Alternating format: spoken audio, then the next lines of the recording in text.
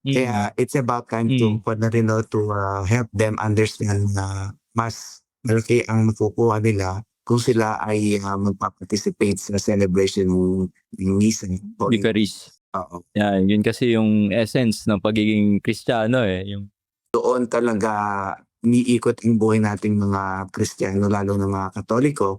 Yung ashes, yung paglalagay ng ashes sa ating noo, ito ay reminder na kung saan tayo nagmula, mm. kung ano yung panawagan sa atin ng Panginoong Maykapal na manumbalik tayo sa Kanya, humingi ng kapatawaran at magpatawad din tayo sa isa't isa. Ito yung pinaka-sentro ng ating paglalagay Faith. ng oo, paggugunita ng paglalagay ng abo sa ating noo. Yeah. Pagpapakumbaba, paghingi ng tawad sa Panginoon, renewal ng ating pananampalataya at muling tanggapin natin ang grasya ng Panginoon